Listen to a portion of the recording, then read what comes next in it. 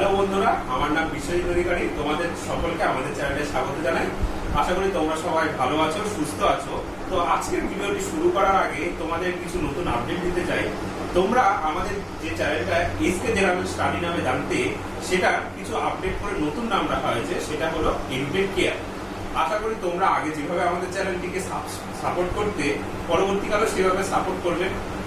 ঠিক আছে, তাহলে আশা রাখছি তোমরা ভিডিওটি আমাদের শেষ পর্যন্ত দেখবে। তাহলে আজকে নতুন ভিডিওটি শুরু করা যাক।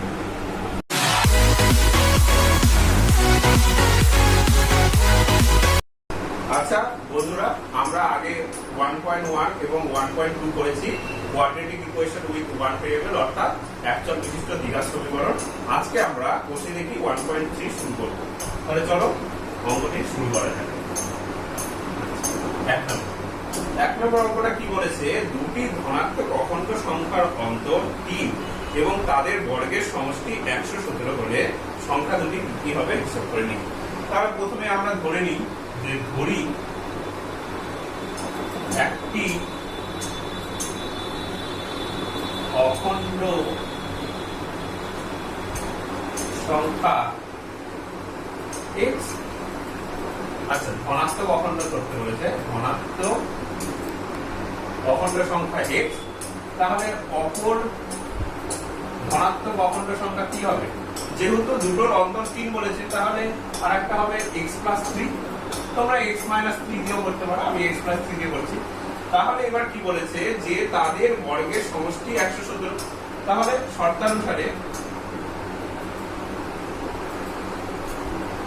শর্তানুসারে তাদের বর্গের সমষ্টি, অর্থাৎ এই সংখ্যার বর্গ যোগ এই সংখ্যার বর্গ, তাদের সমষ্টি অর্থাৎ যোগফল কত বলেছে? 117। এবার এটাকে আমরা সমাধান করব।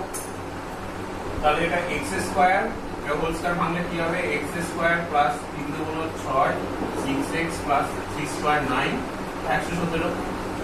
তাহলে এটা যোগ হয়ে যাচ্ছে 2x স্কয়ার প্লাস 6x, আর এটা 117। এদিকে যদি বিয়োগ করা হয় তাহলে কত হচ্ছে? 117 9, অর্থাৎ 9 8 কত হচ্ছে? 108 মাইনাস 108 ইকুয়াল টু 0। তাহলে এবার দেখতে হবে যে 6 কিভাবে আসছে। তাহলে এখান থেকে দেখো আমরা 2 কমন নিতে পারবো, x স্কয়ার প্লাস 2 কমন নিলে কি হচ্ছে? 3x, 5 দুগুণ 10, 4 দুগুণ 8। আচ্ছা, এবার 54 এর উৎপাদককে আমরা ভাঙি। তাহলে কি হচ্ছে দেখো, 2 দিয়ে 2 দুগুণ 4, 7 দুগুণ 14, 2 9 27, 2 থেকে 9। তাহলে দেখো 3 থেকে 9, আর এদিকে 3 দুগুণ 6, তাহলে 6 9 54। তাহলে 9 থেকে 6 বিয়োগ করলে 3 থাকছে, তাহলে এই যে 3। ঠিক আছে, তাহলে x স্কয়ার প্লাস, তাহলে আমরা লিখতে পারি 9 minus 6x minus 54 equal to 0। এখানে কি হচ্ছে এটা ভেঙে দেবো, 9x minus 6x minus 54 equal to 0। তাহলে এখান থেকে x কমন নিলে কি হবে? x plus 9 minus 6 x plus 9। এবার দেখো x প্লাস 9 কমন নেওয়া যাবে, x plus 9 x minus 6 equal to 0। তাহলে এখান থেকে কি পাবো? যে x ইকুয়াল টু আমরা পাবো একটা মাইনাস 9, আর একটা x ইকুয়াল টু পাবো আমরা 6। তাহলে যেহেতু এবার বলেছে দেখো মাইনাস 9 আর মাইনাস 6 বেরিয়েছে, তো আমরা এখান থেকে মাইনাস 9টা নেব না। কেন নেব না? কারণ আমরা আগেই ধরেছি যে একটি ধনাত্মক অখণ্ড সংখ্যা। তাহলে কোন সংখ্যাটা নেব? আমরা 6 নেব। তাহলে কি হচ্ছে, ধনাত্মক অখণ্ড সংখ্যাটা এখানে হয়ে যাচ্ছে 6।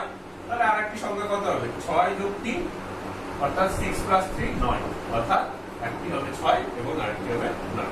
এইবার 2 নম্বর অঙ্ক কি বলেছে দেখে নিই। একটি ত্রিভুজের ভূমি তার উচ্চতার দ্বিগুণ অপেক্ষা 18 মিটার বেশি। ত্রিভুজটির ক্ষেত্রফল 360 বর্গ মিটার হলে উচ্চতা নির্ণয় করতে বলেছে। আচ্ছা, তাহলে আমাদের যেটা নির্ণয় করতে বলেছে, কি নির্ণয় করতে বলেছে? উচ্চতা। তাহলে ধরে নেব যে ধরি ত্রিভুজটির উচ্চতা কত? x মিটার, x মিটার ধরে নিলাম। এইবার বলেছে ত্রিভুজের ভূমি তার উচ্চতার দ্বিগুণ অপেক্ষা 18 মিটার বেশি। তাহলে ত্রিভুজটার ভূমি কত হবে? তাহলে উচ্চতার দ্বিগুণ অপেক্ষা, তাহলে উচ্চতার দ্বিগুণ মানে 2 × x।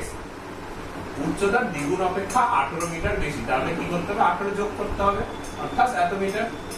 ঠিক আছে, এইবার বলেছে ত্রিভুজের ক্ষেত্রফল দেওয়া আছে, তাহলে দেখো ত্রিভুজের ভূমি আর উচ্চতা যদি পাই তাহলে ত্রিভুজের ক্ষেত্রফল একবারে লিখতে পারবো। অতএব ত্রিভুজটির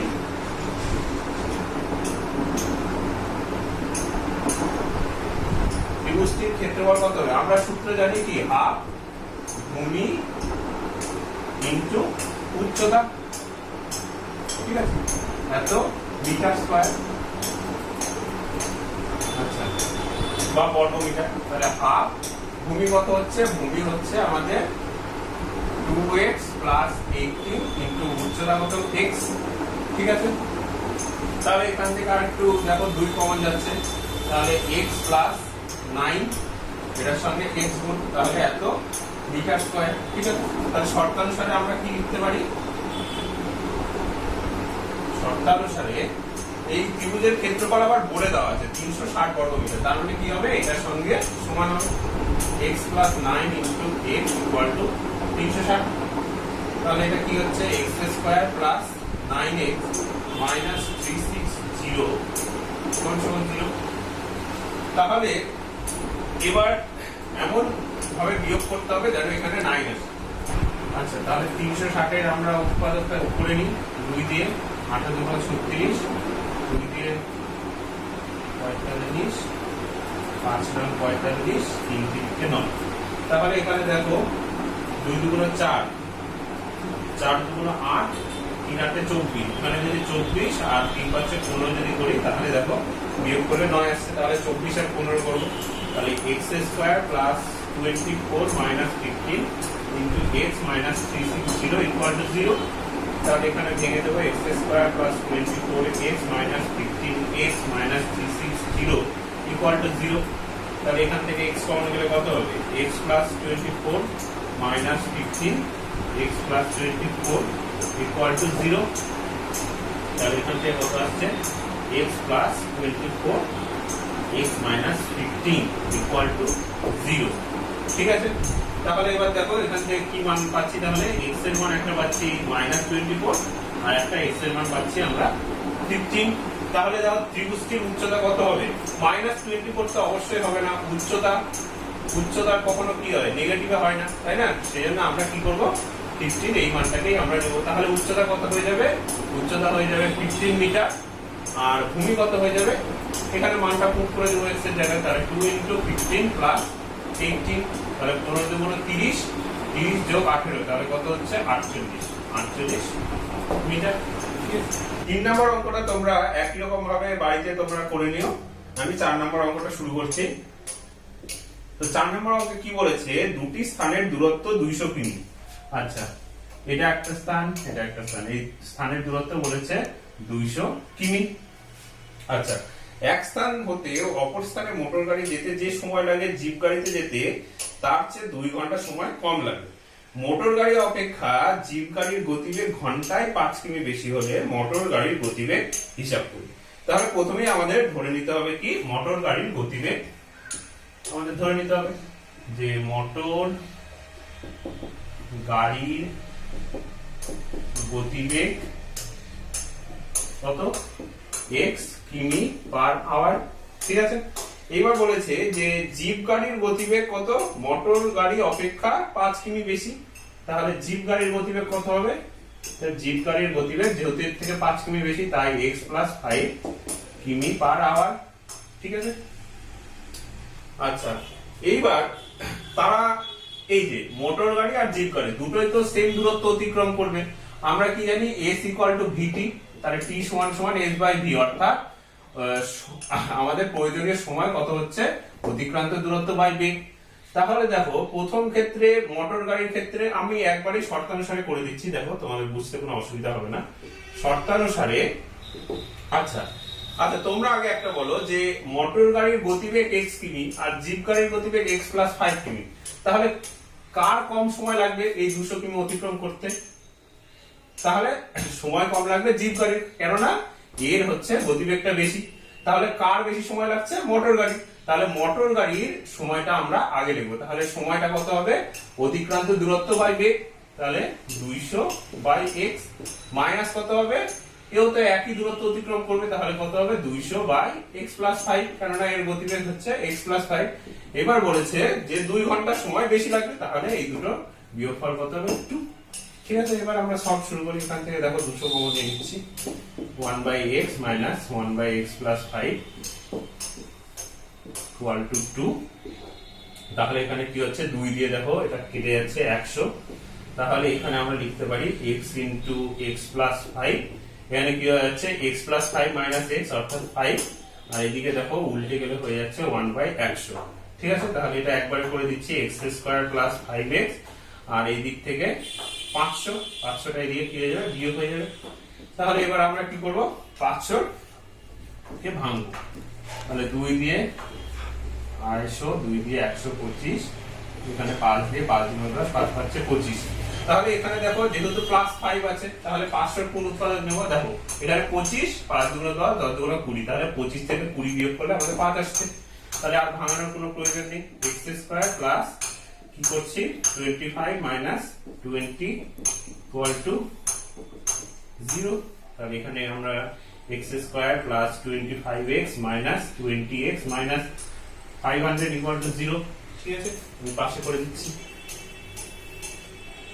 তাহলে এখান থেকে কি হবে, এখান থেকে দেখো x কমন যাচ্ছে, তাহলে x কমন গেলে হবে x প্লাস 25 মাইনাস 20 কমন গেলে x প্লাস 25 ইকুয়াল টু 0, বা কি হচ্ছে x প্লাস 25 কমন যাচ্ছে x মাইনাস 20 ইকুয়াল টু 0। তাহলে x এর মান কত হবে, মাইনাস 25 একটা, আর একটা হবে প্লাস 25। এবার দেখো দুটো মান বেরিয়েছে, মাইনাস 25 তো হতেই পারে না, কেননা গাড়ির গতিবেগ কখনো নেগেটিভে আসবে সেটা তো হতেই পারে না, তাই না? তাহলে আমরা কি করব, আমরা 20টা নেব। তাহলে মোটর গাড়ির গতিবেগ কত, 20 কিমি পার আওয়ার। ঠিক আছে, মোটর গাড়ির গতিবেগ বের করতে বলেছে। এবার আমরা 5 নম্বর অঙ্ক শুরু করি। কি বলেছে, অমিতাদের আয়তক্ষেত্রাকার জমির ক্ষেত্রফল 2000 বর্গমিটার এবং পরিসীমা 180 মিটার। তাহলে অমিতাদের আয়তক্ষেত্রাকার জমির দৈর্ঘ্য ও প্রস্থ হিসাব করতে বলেছে। তাহলে আমরা প্রথমেই, এটা হচ্ছে 5 নম্বর অঙ্ক, তাহলে আমরা প্রথমেই কি দৈর্ঘ্য ধরে নেব, যে আয়তক্ষেত্রাকার জমির দৈর্ঘ্য x মিটার ধরে নিলাম। আচ্ছা, আমরা জানি যে আয়তক্ষেত্রাকার জমির ক্ষেত্রফলের সূত্রটা কি, আয়তক্ষেত্রের ক্ষেত্রফলের সূত্র কি আমরা জানি, দৈর্ঘ্য ইনটু প্রস্থ। আচ্ছা, দৈর্ঘ্য যদি x ধরে নিই তাহলে কি হবে, আচ্ছা এখানে দেখো বলে দিয়েছে যে আয়তক্ষেত্রাকার জমির ক্ষেত্রফল 2000, তাহলে এখানে 2000 বসে গেল। ঠিক আছে, দৈর্ঘ্যটা x ধরে নিলাম, তাহলে এখান থেকে আমরা প্রস্থটা বের করতে পারবো। তাহলে প্রস্থ সমান সমান কত হবে, প্রস্থ সমান সমান হয়ে যাবে 2000 ভাগ x। ঠিক আছে, তাহলে আয়তক্ষেত্রাকার জমির প্রস্থ কত, 2000 ভাগ x এত মিটার। ঠিক আছে, এইবার দেখো আয়তক্ষেত্রাকার জমির পরিসীমা বলেছে 180 মিটার, তাহলে আমরা শর্তানুসারে একবারে করতে পারি। আচ্ছা, আয়তক্ষেত্রাকার জমির পরিসীমার সূত্র কি, আয়তক্ষেত্রের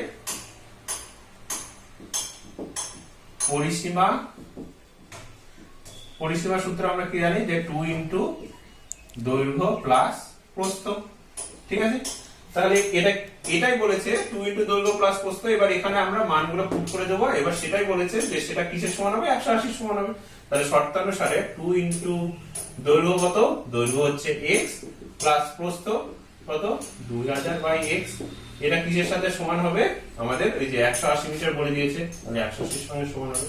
এবার তাহলে একবারে দেখো, তাহলে 2 দিয়ে একবারে 180 কে কেটে দিতে পারবো, কত হচ্ছে 90, এইদিকে 90 লিখে দিলাম, আর এইদিকে কত হয়ে যাচ্ছে, x দিয়ে যদি গুণ করে দিই তাহলে x square plus 2000 by x। এবার একবারে করে দেবো, তাহলে x স্কয়ার 90x এইদিকে চলে আসলে কি হয়ে যাবে, মাইনাস প্লাস 2000 ইকুয়াল টু 0।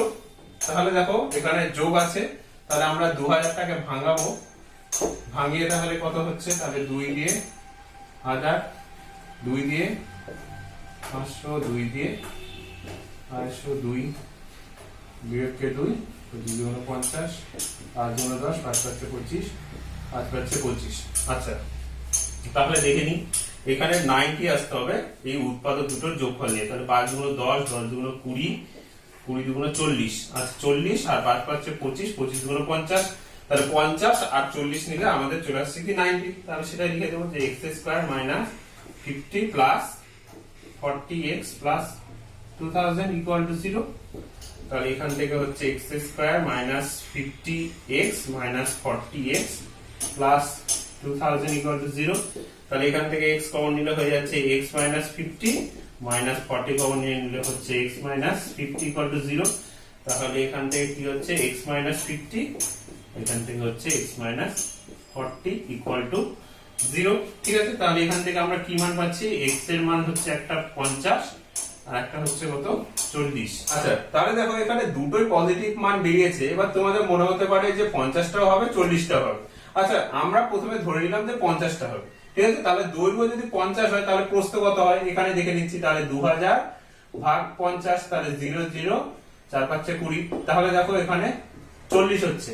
এইবার যদি আমরা 40টাকে যদি দৈর্ঘ্য ধরি তাহলে একই রকম ভাবে দেখতে হবে যে প্রস্থটা 50 হয়ে যাবে। কিন্তু আমরা তাহলে কি হচ্ছে 40টা আমরা নেব না। কেন নেব না? কারণ দৈর্ঘ্য সবসময় প্রস্থের থেকে বড় হয়। সেই জন্য আমরা কি করব, x এর মান আমরা 50টা নেব, 40টা নেব না। তাহলে আয়তক্ষেত্রাকার জমির দৈর্ঘ্য কত হবে? 50 মিটার আর প্রস্থ হয়ে যাবে আমাদের 40 মিটার। 6 নম্বর অঙ্কটা দেখো, দুই অঙ্কের একটি সংখ্যার দশকের ঘরের অঙ্ক এককের ঘরের অঙ্ক অপেক্ষা 3 কম। সংখ্যাটি থেকে উহার অঙ্ক দুটির গুণফল বিয়োগ করলে বিয়োগফল 15। তাহলে সংখ্যাটি এককের ঘরের অঙ্ক হিসেব করে লিখি। দেখো এই অঙ্কটা খুবই ইম্পর্টেন্ট, তোমরা সবাই মনোযোগ দিয়ে দেখি। ঠিক আছে, তাহলে 6 নম্বর অঙ্ক ধরি। তাহলে কি ধরবো প্রথমে যে সংখ্যাটি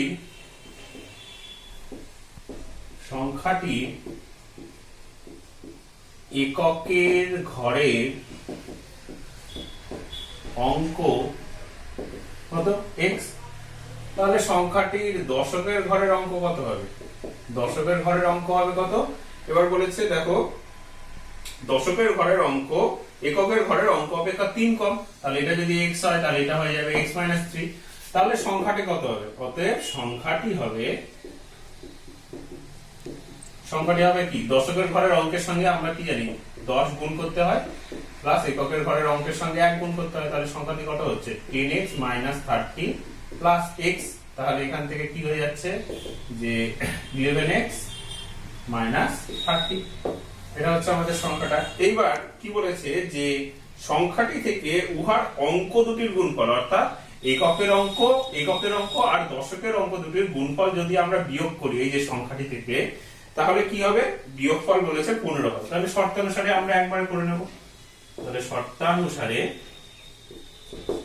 তাহলে সংখ্যা কোনটা? 11x - 30। এখান থেকে কি বিয়োগ করতে বলেছে? অঙ্ক দুটির গুণফল। তাহলে অঙ্ক দুটি কি? x ইনটু কি হয়ে যাচ্ছে? x - 3। এটা যদি বিয়োগ করি তাহলে বিয়োগফল কত হবে? বিয়োগফল হবে বলেছে 15। তাহলে আমরা করে নিই। তাহলে 11x - 30 minus x square plus 3x, এইদিকে চলে আসলে কি হয়ে যাবে? -15 ইকুয়াল টু 0। তাহলে দেখো এখান থেকে কি হচ্ছে? 11 আর 3 14, এখানে -x স্কয়ার প্লাস 14x, আর এখান থেকে কি হয়ে যাচ্ছে? -45। আচ্ছা এবার মাইনাস সাইন তুলে দেবো, দুই দিকে মাইনাস দিয়ে যদি গুণ করে দিই তাহলে কি হয়ে যাবে? x square - 14x plus 45 equal to 0। আচ্ছা দেখো এখানে 14 আছে, তাহলে আমাদের 14 আনতে হবে 45 এর উৎপাদক দিয়ে। তাহলে দেখো 5 নং 45, তাহলে 9 আর 5 করলে কত হচ্ছে? 14 হচ্ছে। তাহলে সেটাই আমরা করে দেবো। তাহলে x square - 9 plus 5 into x plus 45 equal to 0। তাহলে এখানে কি হচ্ছে? x square - 9x - 5x plus 45 equal to 0। তাহলে এখান থেকে এবার চলে আসি, এখান থেকে x কমন যাচ্ছে, তাহলে কি হচ্ছে? x - 9 মাইনাস 5, আর এখান থেকে কি যাচ্ছে? x - 9 ইকুয়াল টু 0, বা x - 9 into x - 5 equal two 0। তাহলে x এর মান কত হচ্ছে? x এর মান হচ্ছে একটা 9 আর একটা হচ্ছে কি 5। আচ্ছা, তাহলে তাহলে দেখো x এর মান 9 বেরিয়েছে, 5 বেরিয়েছে, তাহলে আমাদের কি হবে, সংখ্যাটির এককের ঘরের অঙ্ক 9 ও হবে 5 ও হবে। ঠিক আছে, এইবার আমরা 7 নম্বর অঙ্কে চলে আসি। এখানে কি বলেছে দেখো, আমাদের স্কুলের চৌবাচ্চায় দুটি নল আছে। নল দুটি দিয়ে চৌবাচ্চাটি 11.1/9 মিনিটে পূর্ণ হয়। যদি নল দুটি আলাদাভাবে খোলা থাকে তবে চৌবাচ্চাটি ভর্তি করতে একটি নল অপর নলটি থেকে 5 মিনিট বেশি সময় নেয়। প্রত্যেকটি নল পৃথকভাবে চৌবাচ্চাটি কত সময় পূর্ণ হবে হিসাব করে দেখি। আচ্ছা, তাহলে প্রথমে আমরা কি ধরে নেব, প্রথমে আমাদের ধরতে হবে যে, ধরে নিলাম যে প্রথম নলটি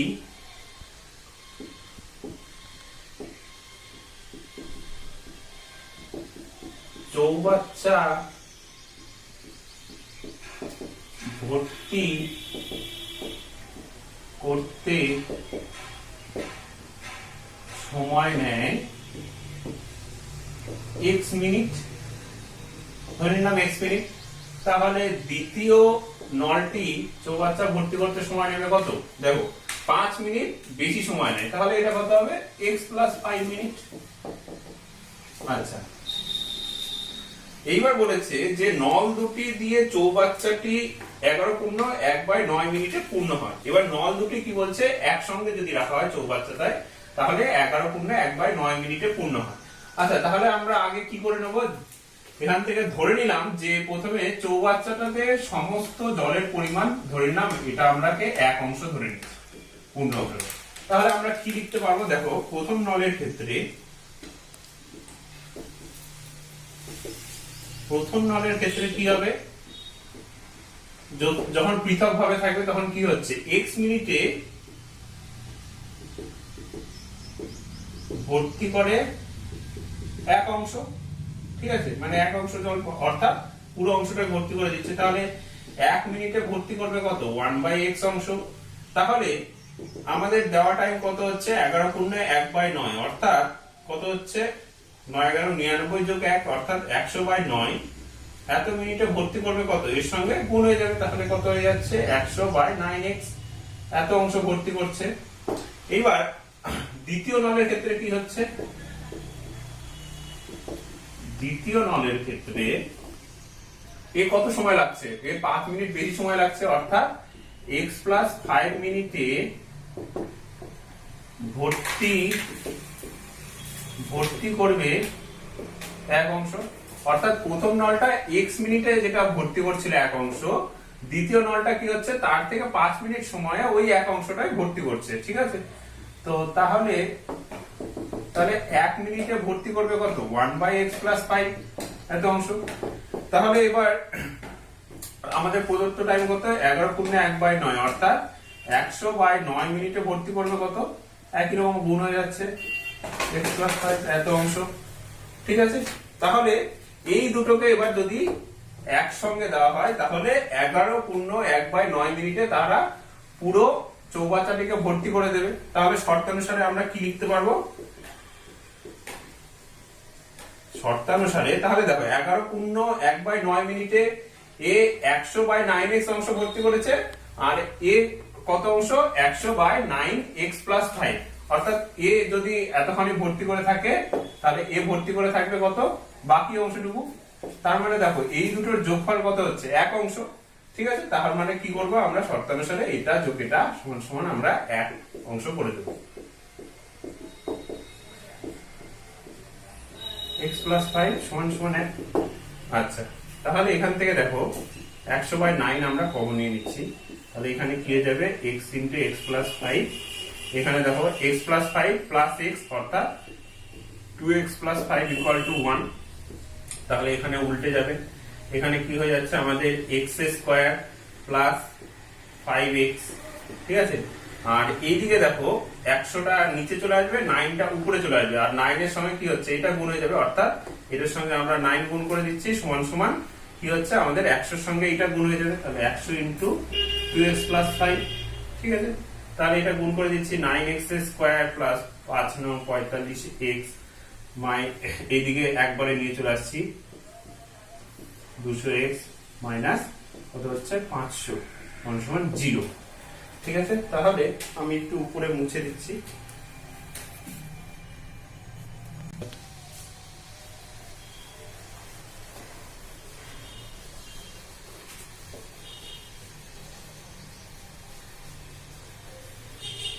আচ্ছা, তাহলে দেখো এখানে কি হচ্ছে 9x square minus 4x minus, আচ্ছা তাহলে 9x square minus 45x minus 200, তাহলে কত হচ্ছে এখানে 155 মাইনাস 500 ইকুয়াল টু 0। তাহলে এবার আমাকে উৎপাদক বিশ্লেষণ করতে হবে। দেখো 9 এইদিকে দেখো x স্কয়ারের সহগ আছে যেহেতু 9, সেজন্য 9টাও 500 সঙ্গে গুণ করে আমাদের উৎপাদক করতে হবে।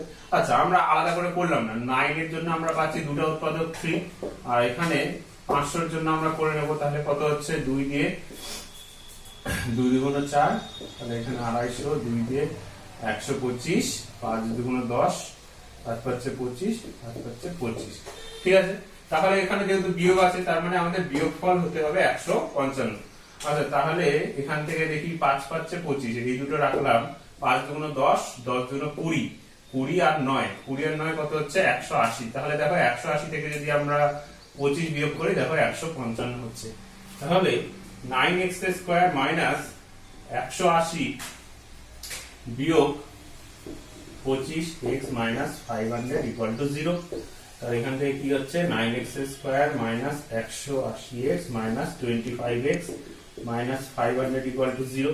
তাহলে এখান থেকে আমরা 9x কমন নিতে পারি, তাহলে x minus 20 plus 25 x minus 20 equal to 0। তাহলে এখান থেকে কি হচ্ছে x মাইনাস 20 কমন যাচ্ছে, 9x প্লাস 25 ইকুয়াল টু 0। তাহলে এখান থেকে আমরা কি পাচ্ছি, এখান থেকে আমরা পাচ্ছি একটা x এর মান 20, x এর মান 20 পাচ্ছি, আর এখান থেকে কি হবে x এর মান মাইনাস 25/9 হবে। তাহলে দেখো আমাদের উত্তরটা কি বলেছে, যে প্রত্যেকটি নল পৃথকভাবে চৌবাচ্চাটি কত সময় পূর্ণ করবে। তাহলে সময় কখনো কি হচ্ছে ঋণাত্মক হয় না, তাই না, সেজন্য এটা আমরা নেব না, অর্থাৎ ওটা অগ্রাহ্য হবে, আমরা নেব কি 20। তাহলে প্রথম নলটাতে কি ছিল, আমরা x ধরেছিলাম, x মিনিট সময় লাগবে, অর্থাৎ প্রথম নলটার সময় লাগছে কত 20 মিনিট, আর দ্বিতীয় নলটার সময় লাগছে কত, ওর থেকে 5 মিনিট বেশি সময় লাগে, অর্থাৎ 20 প্লাস 5, এখানে মিনিট, তাহলে কত হচ্ছে 25 মিনিট। ঠিক, তাহলে এবার 8 নম্বর অঙ্কটা দেখো। পর্ণা ও পীযূষ কোনো একটি কাজ একত্রে 4 দিনে সম্পন্ন করে, অর্থাৎ তারা দুজনে মিলে 4 দিনে সম্পন্ন করছে। আলাদাভাবে একা কাজ করলে পর্ণার যে সময় লাগবে পীযূষের তার চেয়ে 6 দিন বেশি সময় লাগবে। পর্ণা একাকী কতদিনে কাজটি সম্পন্ন করতে পারে, তাহলে সেটা বের করতে হবে। তাহলে আমরা প্রথমে কি ধরে নেব, যে ধরলাম যে পর্ণা একাকী কাজটি শেষ করবে x দিনে। ঠিক আছে, তাহলে পীযূষ কত দিনে শেষ করবে, তাহলে পীযূষ একাকী কাজটি শেষ করবে কত, ওর বলেছে 6 দিন বেশি সময় লাগবে, তাহলে পর্ণার যত সময় লাগবে ওর থেকে 6 দিন বেশি সময় লাগবে, হলো 6 দিনে। তাহলে বলেছে যে তারা যদি একসঙ্গে কাজটি করে তাহলে 4 দিনে কমপ্লিট করে নেবে। এইবার যদি আমরা কাজের পরিমাণটাকে আমরা 1 অংশ ধরে নিই, পুরো কাজের পরিমাণটাকে 1 অংশ ধরে নিই, তাহলে আমরা পর্ণার ক্ষেত্রে আমরা আলাদা করে বের করি, যে পর্ণার ক্ষেত্রে কি হবে, x দিনে কাজ করবে, তাহলে পুরো কাজটাকে 1 অংশ ধরে নিচ্ছি, x দিনে কাজটি শেষ করছে, অর্থাৎ কাজ করবে 1 অংশ, তাহলে 1 দিনে কাজ করবে কত 1/x। তাহলে আমাদের বলেছে কত দিনে কাজটি শেষ করবে, 4 দিনে, তাহলে 4 দিনে কাজটি করবে কত অংশ, 4 দিনে কাজটি করবে 4/x অংশ। তাহলে একই রকম ভাবে এবার আমরা পীযূষেরটা বের করে নেব। তাহলে পীযূষের ক্ষেত্রে কি হবে, x প্লাস 6 দিনে কাজ করবে 1 অংশ। ঠিক আছে, তাহলে 1 দিনে কাজ করবে কত 1/x প্লাস 6 এত অংশ।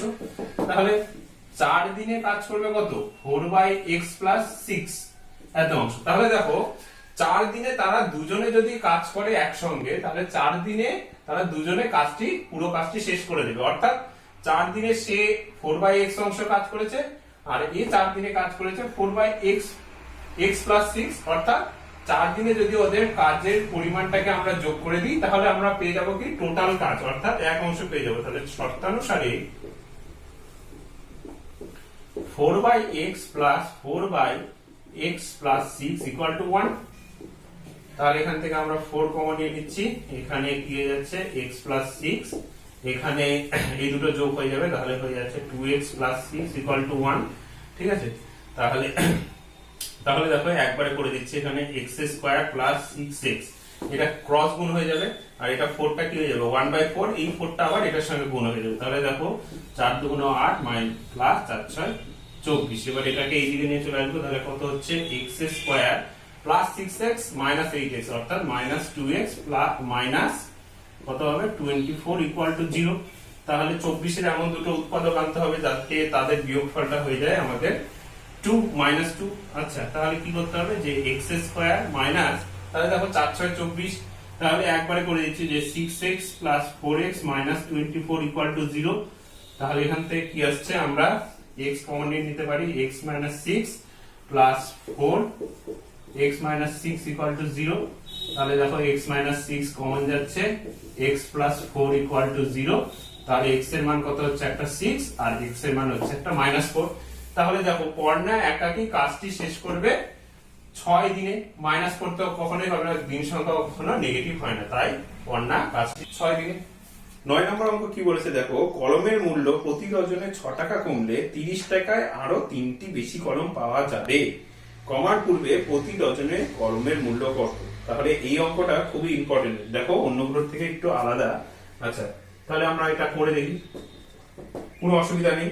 দেখো, তাহলে আমরা প্রথমে ধরে নেব যে ধরি কমার পূর্বে প্রতি ডজনে কলমের মূল্য x টাকা। আচ্ছা, এবার কি হচ্ছে কমার পূর্বে, এবার বলেছে কলমের মূল্য প্রতি ডজনে x টাকা কমলে। এবার যদি x টাকা এবার বলেছে 6 টাকা যদি কমে যায়, তাহলে 6 টাকা কমলে প্রতি ডজনে কলমের মূল্য কত হবে x - 6 টাকা। ঠিক আছে, আর আমরা কি জানি 1 ডজন মানে কতটি, 1 ডজন মানে 12টি। অর্থাৎ তাহলে কমার পূর্বে আমরা আগে করে নিচ্ছি যে কমার পূর্বে তাহলে x টাকায়, দেখো কমার পূর্বে x টাকায়, তাহলে প্রতি ডজনে কলমের মূল্য x টাকা, অর্থাৎ x টাকায় পাবো, x টাকায় কলম পাবো কত 1 ডজন। 1 ডজন মানে কত, 1 ডজন মানে 12টি। ঠিক আছে, তাহলে 1 টাকায় কলম পাবো কত, 1 টাকায় তাহলে কলম পাবো দেখো 12/x। ঠিক আছে, তাহলে এবার বলেছে আমরা কত 30 টাকায় কলম নিচ্ছি, তাই তো। তাহলে 30 টাকায় কলম পাবো কত 30 × 12/x। এটা হচ্ছে আমাদের কমার পূর্বে। তাহলে কমার পর অর্থাৎ এবার কলমের দাম যখন কমে গেল 6 টাকা, তখন কি হচ্ছে, তাহলে x - 6 টাকায় কলম পাবো ওই একই রকম, এখানে প্রতি ডজন বলেছে, অর্থাৎ 1 ডজন মানে একবারে লিখে দিলাম যে 12টি। তাহলে 1 টাকায় কলম পাবো কত 12/x - 60। তাহলে 30 টাকায় কত পাবো, 30 টাকায় পাবো 30 × 12/x - 6 এতটি। আচ্ছা, এবার দেখো কি বলেছে যে 6 টাকা কমলে 30 টাকায় আরো 3টি বেশি কলম পাওয়া যায়। তাহলে 6 টাকা যদি 6 টাকা কমে গেছে, তাহলে 30 টাকায় আরো 3টা কলম বেশি পাওয়া যায়। তার মানে কলমের সংখ্যা কোথায় বেশি হবে, এর থেকে এখানে বেশি। তাহলে কি লিখতে পারবো আমরা শর্তানুসারে যে এটা মাইনাস এটা সমান সমান 3। তাহলে শর্তানুসারে 30 × 12/x - 6 - 30 × বাই এক্স সমান সমান কটি বলেছে 3টি। আচ্ছা, তাহলে এখান থেকে 30 ইন্টু 12 আমরা কমন নিয়ে নিলাম, এখান থেকে 1 by X minus 6 minus 1 by X equal to 3। তাহলে দেখো 3 দিয়ে এখানে কাটা যাচ্ছে, 3 দশে 30। তাহলে একবারে কি হচ্ছে, এখানে আমরা আগে করে নিই যে x ইন্টু এক্স মাইনাস 6। তাহলে দেখো এখানে x মাইনাস এক্স প্লাস 6, অর্থাৎ এখানে 6 থাকছে, আর এখানে কি হয়ে যাচ্ছে 1 বাই কত হয়ে যাচ্ছে 120। ঠিক আছে, তাহলে এবার দেখো একবারে করে দিচ্ছি, এক্স স্কোয়ার মাইনাস 6x, আর এটা কত হচ্ছে 6 বারং 72, এদিকে চলে আসলে কত হয়ে যাবে মাইনাস 720। আচ্ছা, তাহলে দেখো এখান থেকে এবার তাহলে আমাদের এখানে মাইনাস আছে, তার মানে 720 এমন দুটো উৎপাদক নেব যাতে তাদের মাইনাসে 6 আসে। তাহলে এখানে এক্স স্কোয়ার, তাহলে দেখো 720, দেখো 30 আর যদি 24 নিই, তাহলে দেখো 30 ইন্টু 24 করলে কত হচ্ছে 324 72, 720, আর 30 থেকে 24 বিয়োগ করলে কত হচ্ছে 6 হচ্ছে। তাহলে এটাই নেব। তাহলে একবারে করে দিচ্ছি 30x প্লাস 24x মাইনাস 720 সমান সমান 0। ঠিক আছে, তাহলে এখানে কত হচ্ছে x কমন নিচ্ছে, x minus 30 plus 24 x minus 30 equal to 0। তাহলে x minus 30 into x plus 24 equal to 0। তাহলে x এর মান কত হচ্ছে, একটা হচ্ছে 30, একটা হচ্ছে মাইনাস 24। ঠিক আছে, তাহলে দেখো কমার পূর্বে প্রতি ডজনে কলমের মূল্য কত হবে, 30 টাকা হবে। কখনোই তো টাকা অর্থাৎ মূল্য কখনো তো মাইনাস অর্থাৎ নেগেটিভ হয় না, সেই জন্য আমরা পজিটিভটা নেব। তাহলে কমার পূর্বে প্রতি ডজনে কলমের মূল্য হচ্ছে আমাদের 30 টাকা। আচ্ছা, তাহলে এবার আমরা 10 এর এমসিকিউ গুলো এবার দেখে নিই। 10 এর এর 1 নম্বরে কি বলেছে, দেখো একটি দ্বিঘাত সমীকরণে বীজের সংখ্যা কয়টি। দ্বিঘাত সমীকরণ, তাহলে বীজের সংখ্যা কয়টি হবে, 2টি হবে। ঠিক আছে, তাহলে কত নাম্বার হচ্ছে, বি নাম্বার অপশনটা। এইবার 2 নম্বরে কি বলেছে, ax square plus bx plus c equal to দ্বিঘাত সমীকরণ বলে এই b নট ইকুয়াল টু 0 হবে, c নট ইকুয়াল টু 0 হবে, a নট ইকুয়াল টু 0 হবে না পুরোটি না। আচ্ছা, আর দ্বিঘাত সমীকরণটা কি, ax square plus bx plus c equal to 0। এটা যদি দ্বিঘাত সমীকরণ হতে হয় তাহলে কি হতে হয়, x স্কয়ার অর্থাৎ যেটা সবথেকে বড় লিডিং টার্ম তার সহগটা অলওয়েজ নট ইকুয়াল টু 0 হবে। তাহলে আমাদের কোনটা অপশন হবে, সি নাম্বার অপশনটা। আচ্ছা, 3 নাম্বার কি বলেছে, একটি দ্বিঘাত সমীকরণের চলের সর্বোচ্চ ঘাত কত। তাহলে এই যে দ্বিঘাত সমীকরণ, এখানে চল কত x, তো এটা হচ্ছে যেহেতু দ্বিঘাত সমীকরণ তাই এর চলের সর্বোচ্চ ঘাত কত হবে, 2, অর্থাৎ আমাদের 2 হবে। তাহলে অপশন কত হচ্ছে আমাদের বি। এবার 4 নম্বরে কি বলেছে, 4 নম্বরটা বলেছে দেখো 4 নম্বরটা বলেছে 4 into 5x square minus 7x plus 2 equal to 5 into 4x square minus 6x plus 3। এই সমীকরণটি কি হবে, রৈখিক, দ্বিঘাত, ত্রিঘাত না কোনটি নয়। আচ্ছা, আমরা আগে এটা করে নিই। 4 5 20 20x স্কয়ার, 4 7 28x প্লাস 8, এদিকে হচ্ছে 20x স্কয়ার, 5 6 30x প্লাস 3 5 15। তাহলে দেখো 20x স্কয়ার এটা কেটে যাচ্ছে, আর এখান থেকে কি হচ্ছে, এটা এইদিকে যদি আসে তাহলে হয়ে যাচ্ছে 2x, আর এইদিকে যদি চলে আসে তাহলে হয়ে যাচ্ছে মাইনাস 7 ইকুয়াল টু 0। তাহলে এটা কিসের সমীকরণ বলতো, এটা হচ্ছে আমাদের একটা রৈখিক সমীকরণ। কেননা আমরা এখানে যদি রৈখিক সমীকরণ বুঝতে অসুবিধা হয় তাহলে ধরে নেব যে y equal to 2x minus 7। এবার x এর মান 2 4 10 এরকম বসিয়ে y এরও মান পাবে। তো এই মানগুলো তোমরা কি করবে, গ্রাফে পুট করে দেখবে যে একটা সরলরেখা ছবি পাবে, সেই জন্য বলা হচ্ছে এটা রৈখিক সমীকরণ। আচ্ছা, 5 নম্বরটা কি বলেছে, 5 নম্বর বলেছে x square by x equal to 6। এই সমীকরণে বীজ না বীজদ্বয় 0 6 না 0 6 না -6। আচ্ছা, দেখে নি, এখানে তোমরা কখনোই x স্কয়ার বাই x থেকে এখানে x দিয়ে একটাকে কাটবে না, তাহলে কি হয়ে যাবে, তাহলে x এর একটা মান কমে যাবে, আমরা x এর দুটো মান পাবো না। সেই জন্য আমরা কি করব, x স্কয়ার সমান সমান এদিকে ক্রস গুণ করে দেব 6x, আর এটা এদিকে নিয়ে আসে যদি আমরা x টাকে কমন নিয়ে নিই তাহলে কি হয়ে যাবে, এরকম হয়ে যাবে। তাহলে দেখো x এর কটা মান পাচ্ছি, দুটো মান পাচ্ছি, তাহলে x এর একটা মান হবে 0 আর একটা মান হচ্ছে 6। তাহলে কত নাম্বার অপশন হবে, সি নাম্বার অপশন হবে। আচ্ছা, এবার তাহলে আমরা বি নাম্বারে আসি। কি বলেছে, x মাইনাস 3 তার whole square equal to x square minus 6x plus 9। তো এটি একটি দ্বিঘাত সমীকরণ, এটা সত্য না মিথ্যা সেটা লিখতে হবে। তাহলে দেখো x মাইনাস 3 তার হোল স্কয়ার যদি ভেঙে দিই, তাহলে দেখো ডান দিকের টার্মটাই আসছে যে x square minus 6x plus 9, অর্থাৎ দুই দিকে কেটে যাচ্ছে। তাহলে কি হচ্ছে, এটা আমাদের দ্বিঘাত সমীকরণ হচ্ছে না। আচ্ছা, তাহলে কি হয়ে যাবে, এটা হবে মিথ্যা। 2 number, x square equal two 25 সমীকরণটির একটি বীজ 5। আচ্ছা, x স্কয়ার সমান সমান 25, এর একটি বীজ 5। তাহলে আচ্ছা দেখে নি, x যদি দিয়ে নিই তাহলে কি হচ্ছে √25, তার মানে এর মান কি হচ্ছে প্লাস মাইনাস 5, অর্থাৎ একটি মান যদি 5 হয় আর একটা মান হচ্ছে হবে -5, কিন্তু এখানে বলছে একটি মাত্র বীজ, তার মানে এটা কি হয়ে যাবে মিথ্যা।